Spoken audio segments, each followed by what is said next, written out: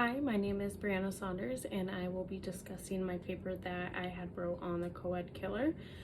This is being submitted to Dr. Gammis in fulfillment for the requirement for Criminal Justice 530, Theories and Perspectives of Criminal Behavior.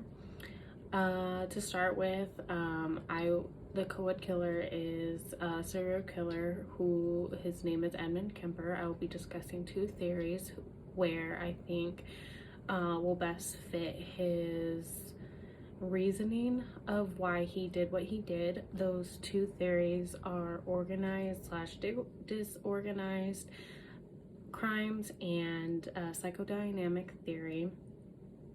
Okay, so the serial killer was coined in 1970, and it described repetitive acts of murderers that who killed the same person killed over and over. Usually they had similar traits, similar patterns, so we'd be able to know who it was who was doing the killing. Edmund Kemper, the CoEd killer, had killed 10 people. This included both his grandparents, it included his mother's friend, and then it was hitchhikers. He would perform sexual acts on the body's corpse, and he would dismantle them as well. So to begin with, Edmund Kemper, when he was 9 years old, his parents had gotten divorced. He didn't take it very well. He started abusing animals. He started acting out. He just was not the same after that. I think he built up a lot of aggression from his parents' divorce. His dad had left, and his mom had started having a drinking problem. So he lived with his mother and his sisters, and he just didn't really.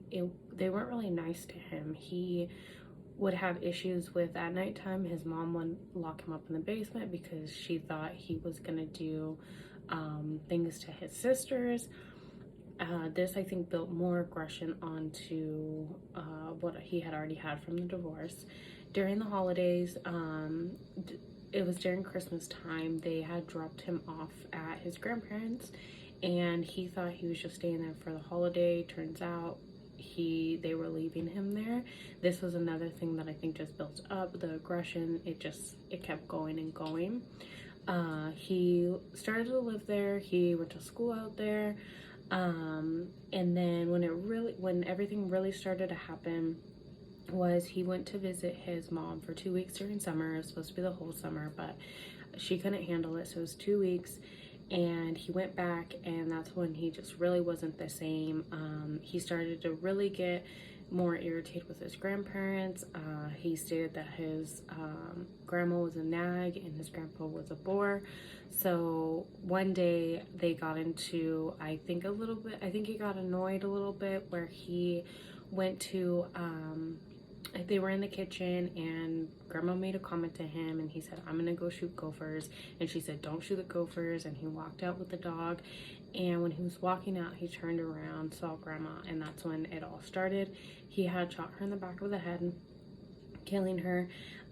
His grandpa came in, saw what happened, or he actually didn't see what happened. He killed his grandpa before he could see what had actually happened, because he didn't want to cause grandpa to have a heart attack. So this started, instead of going to juvenile prison, he went to a state hospital where he was treated until this was 15, until he was 21, he was released. Further from there is when he started his killings. He started with 2 hitchhikers who were hiking from Fresno State to Stanford University.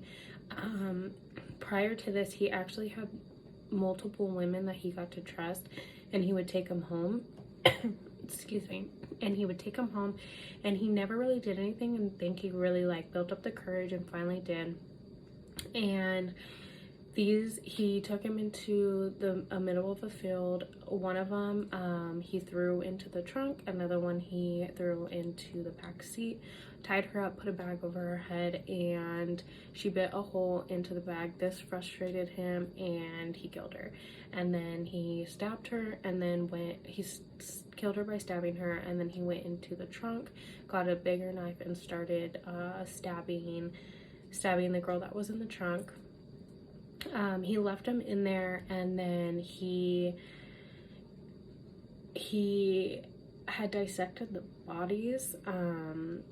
One of the girls, her head was found months later, but the other, her body was never found. Further from there, he had more altercations where he did kill more hitchhikers, and then leading up to his mother, finally he had killed her with a hammer, and then called her friend over and as a surprise dinner, and ended up killing her as well. So he is serving life in prison. He does help the FBI, and to help create he helped create the serial killer profiling program that they started. So leading up into all that, my theories, I believe that organized and disorganized, he was inconsistent childhood discipline.